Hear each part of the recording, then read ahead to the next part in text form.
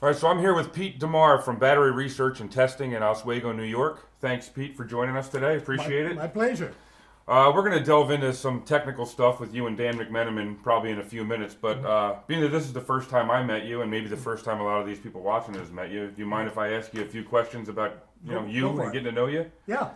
All right. Well, where did you grow up? Actually, a town called Dempster, New York. All 12 houses.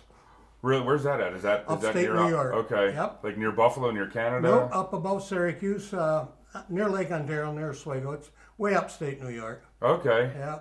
That's okay. Who when you were a young kid, who did you like? Who were the people you looked up to or admired or? Probably sounds corny, but my parents. You Well, know, that's good. basically, we grew up in the country. And it's all farm country around us: dairy, apples, lettuce, things like that. And they were hard workers. I think one thing that I took away from them was honesty and integrity. If you screw up, say, "Geez, I made that mistake." Don't blame Joe. That's a lost art today. That's back when parents were allowed to be parents too, Oh, probably. yeah. So how'd you get into the battery industry, Pete? Well, to give you a little background, I've only had like 3 different jobs in my life, maybe 3 or 4. Okay. My first one out of college was an premium auditor for an insurance company.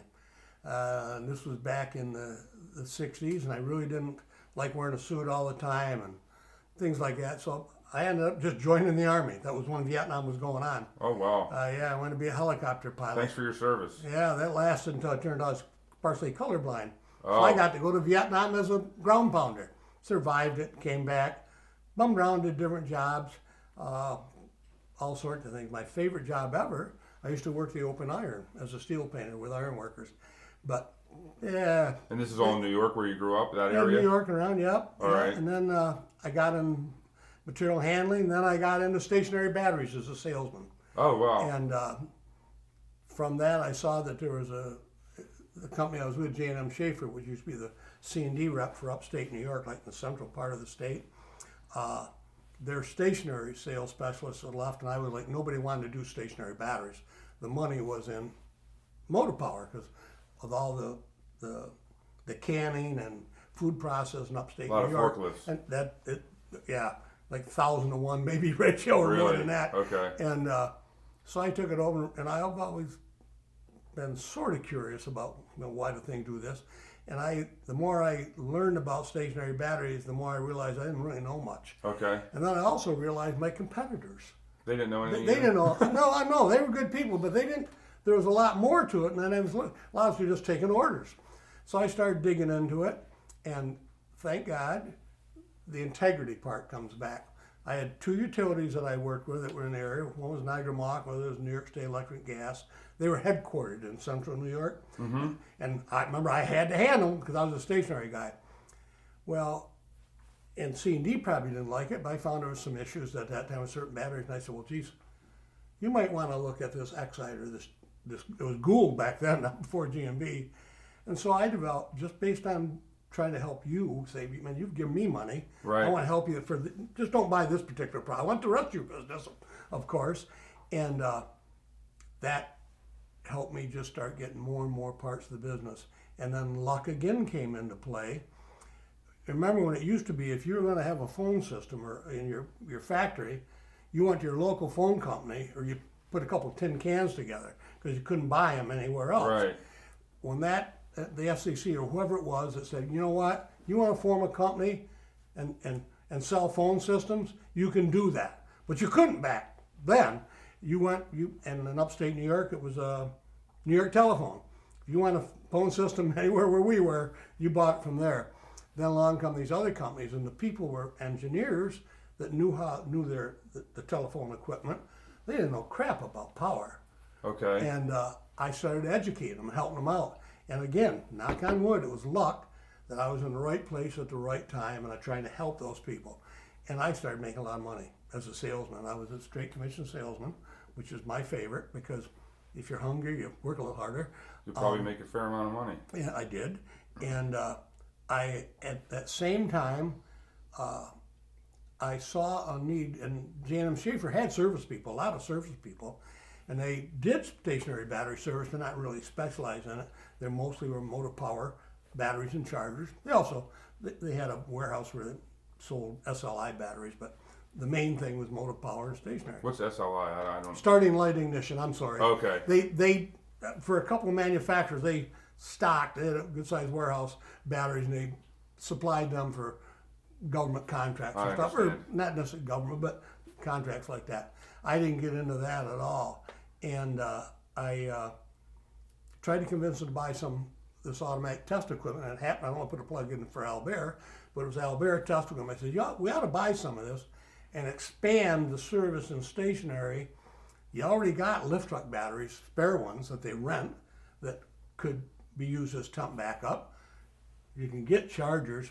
I couldn't convince them to do it. And again, knock on wood, the market kept expanding. I kept making more money. And we had a brand new house, boats, motorcycles, and no debt. So my wife and I decided, I believe that somebody could take that and be an independent, not represent anybody, and make a living testing batteries. So is that how you started your own company? That's it. Yep. Started in the cellar of the house, and my wife and I,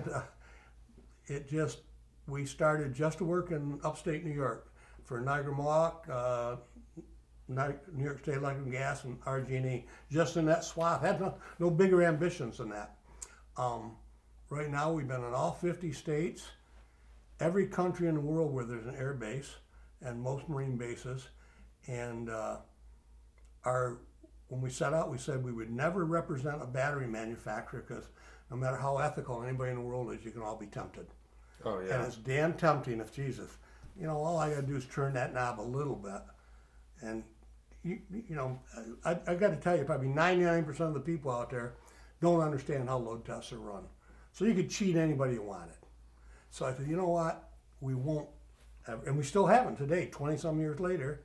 We have never represented a battery manufacturer. Well, that way you stay objective and you're just giving just the information they need. Yep. You may not like it. We've had people that just absolutely won't have us back and say, you know what? You caused that loss. It wasn't that battery. It was you. Right, because I don't care what battery it is. You made a mistake. Don't care. Right. That probably makes it a lot easier for you, though. It did.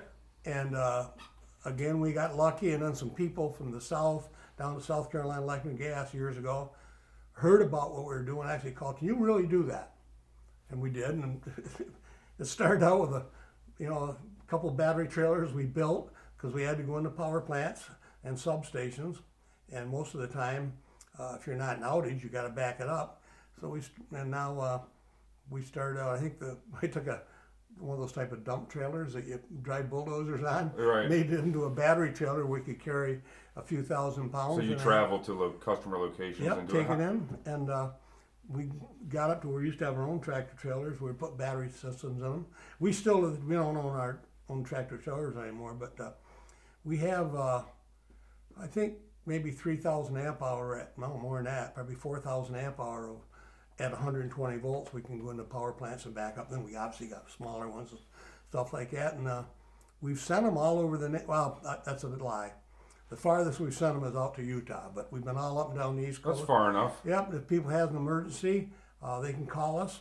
You can configure them anyway, of course, because they're all 2-volt stuff. How many locations do you have? One now. Just the one, okay. We used to have in North Carolina and Florida. We still have techs in other places, but we have one location because really everything we do is on the road. You're going to be on the road somewhere. Right, so why have a building somewhere exactly. and pay those bills? And that's it. And that's pretty much how I got into No, I'm sorry. That's perfect. No, that's great. And that's how you started your company. I was going to get into all that, and it just flowed right into it. So you keep saying luck, though. It sounds to me like it's integrity and hard work, though. That obviously, but you do have to have the luck of the luck of timing or whatever.